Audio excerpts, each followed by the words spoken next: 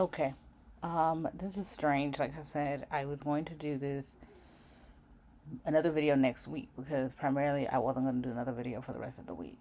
But I wanted to at least give y'all two this week so you guys can have something to watch before you guys go on your vacation. I know some people are already starting from tomorrow.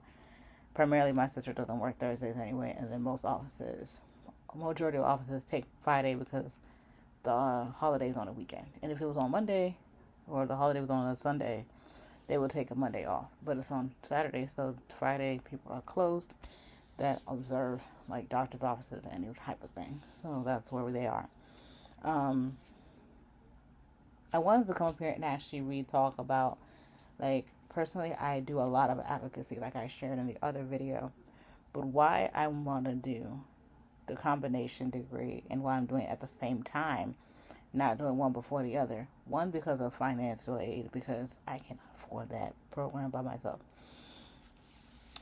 So it's not expensive. It's like 70 grand for the whole year, for the whole 12-month thing. 70 grand plus something. So I was like, you know what? Let's find some aid, some form of aid, like financial aid or just like outside financial aid, because I'm already in a degree program, so I can't use FAFSA at the same time for that school.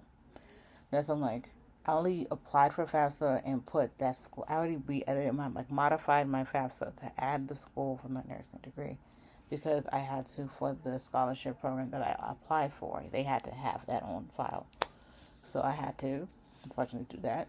And so the school that I got into is already going to ask, like, hey, financial this, that, and third. They're getting alerts from FAFSA that this is what's going on. And I was like, okay, well, y'all going to have to hold off because I'm not primarily using FAFSA with y'all. I just had to do that for my friend, the program, like I said. Um, but like I said, I advocate for a lot of things, and I own a lot of organizations. I run and I founded a lot of organizations. One that is 5 years this year, I believe, or four, I don't remember. Honestly, it's 4 or 5 years. It's my oldest one. It's called Enough of Gun Violence. Nonviolence is Life, Inc. We're based in Maryland. So I'm in Maryland. All my organizations are based out of Maryland. I don't really do them outside of Maryland because I don't live anywhere else but Maryland. And so that organization, obviously in the name, we fight for advocacy, and we fight for safer common sense gun laws and safer streets and safer communities, because at the end of the day, gun violence is the number one leading cause of death for young people in this country. So we try to make sure we have advocacy out there on a daily basis. Even during this weekend coming up, this holiday weekend, there will be a lot of shootings. I know, unfortunately, just knowing how the years have passed. If we see none, then we're making progress, but we have taken 2 steps forward in progress and 5 steps back in how we go back to being the country that America is known for. But another organization, one out of the many that I do run, which is very important to me, because we saw a case with LaCrista Vaughn, I think that was her name. She was one of the nurses in Mesquite, Texas. I think it was like some regional medical center she used to work at. I don't know if she still works there, because they shouldn't have kept her, since everybody made complaints about her, where she basically denied medical care to a visible pregnant woman about to be in labor in a wheelchair, and basically nonchalantly asking her triage questions when she should be pushing her to the back to help her get ready for labor and delivery.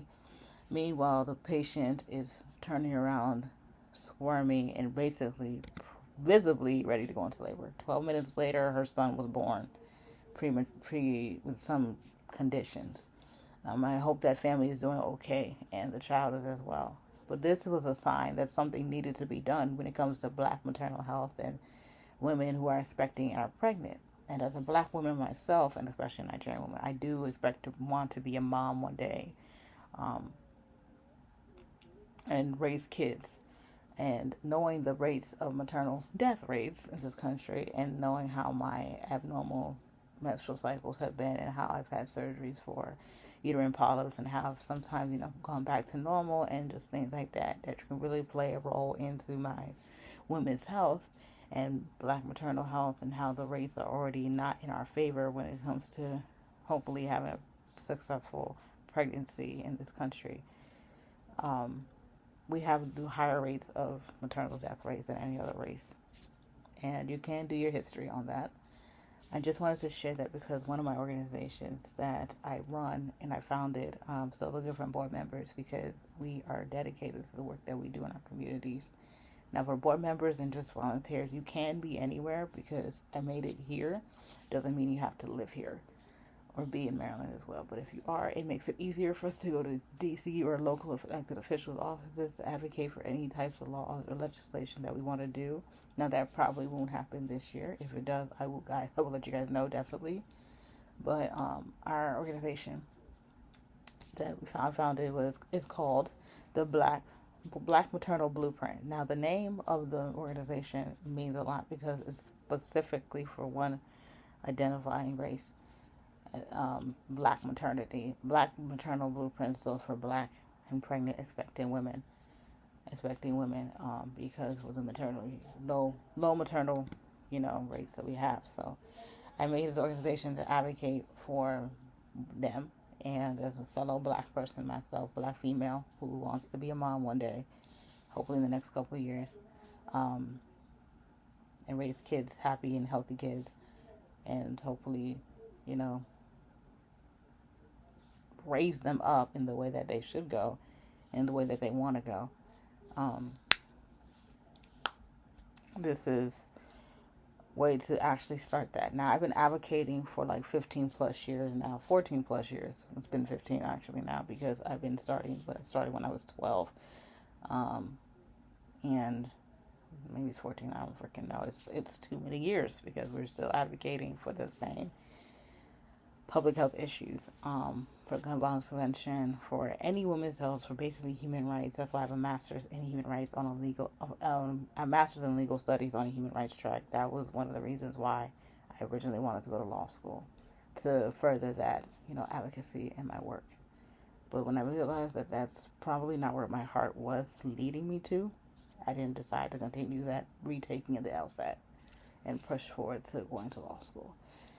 Sometimes you can advocate and be a civil servant without having to hold a JD degree or pay a lot of tuition to go to law school, because law school is very expensive in this country. Trust me. I looked at the tuition of everywhere I was applying to. It was not feasible for me. I'm already at the debt in my student loans at the tuition of law school, so don't ask how. Because I went to school for a very long time and I'm still in school. Eventually we'll pay them back eventually when I'm finished, but not finished right now. So, like I said, organization is called Black Maternal Blueprint. I will list the organization's website here. It will not be primarily a domain that is my own. It is my own, but it's a company that helped me make it. And unfortunately, like I said, I'm out of work, so I couldn't really buy the domain or with them. So they gave me the website that we have for free, and I'm the custom one. And I am super honored and blessed that this was something that we sat on a call together yesterday to basically go over how we wanted this to run. Now I told her I wasn't working and I couldn't, pay for the other one, but we can do the free thing. The lead developer emailed me back this afternoon and said, we'd love to give you the custom design with no charge.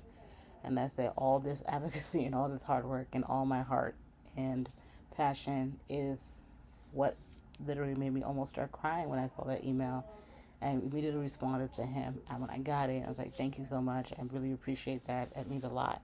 So I will put the link in the description. You guys can check it out. But I wanted y'all to see.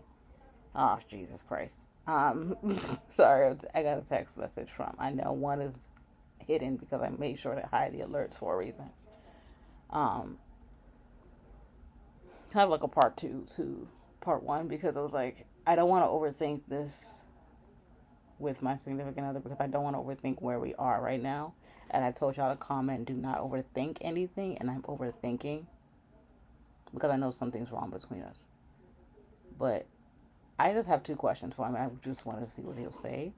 That, like I said, I may update that with y'all next week on the answers that I get today. So don't expect another video from me today.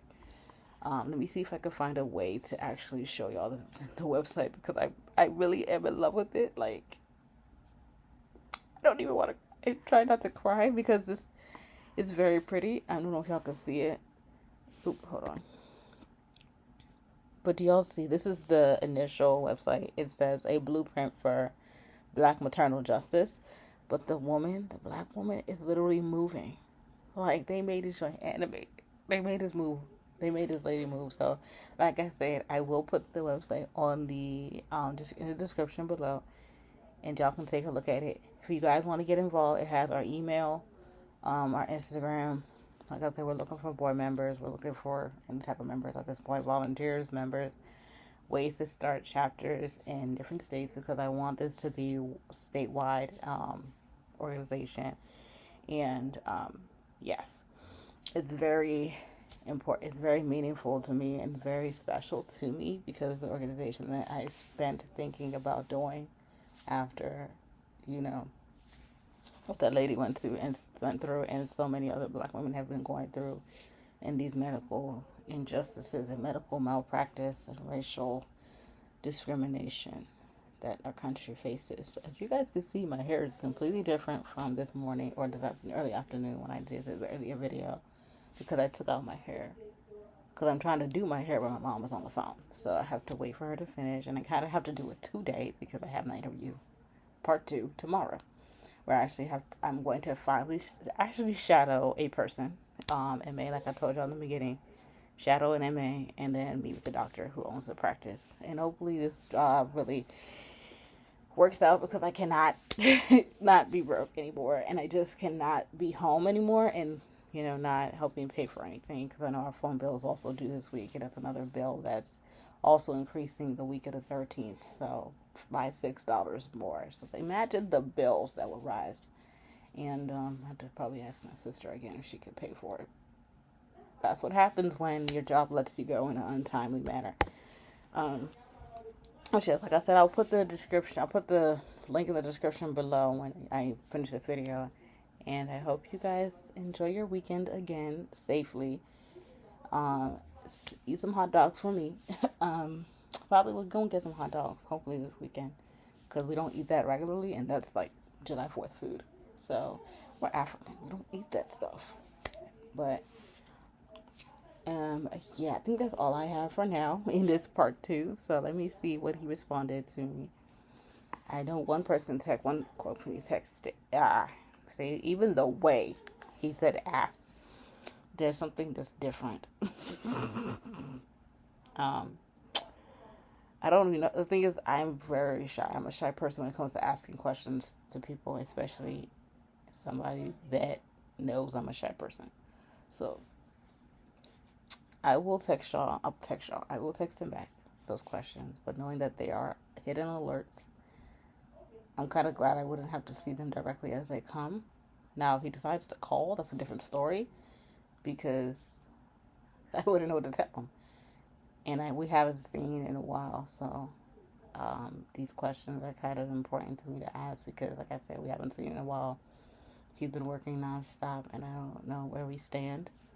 But like I said, please check out our video. Our website, prioritization. If you're interested, or know anybody that's interested, share the link to your peoples, and I will make everything that I need to make tonight. I'm sorry I haven't done that, because I've been so freaking busy with school, how to make my 4.0 GPA stand, and it has stood for a very long time now. We'll try to keep it going, and hopefully find a way to take this exam again. I just have 2 more weeks of study for my midterm that I have to prepare my notes for.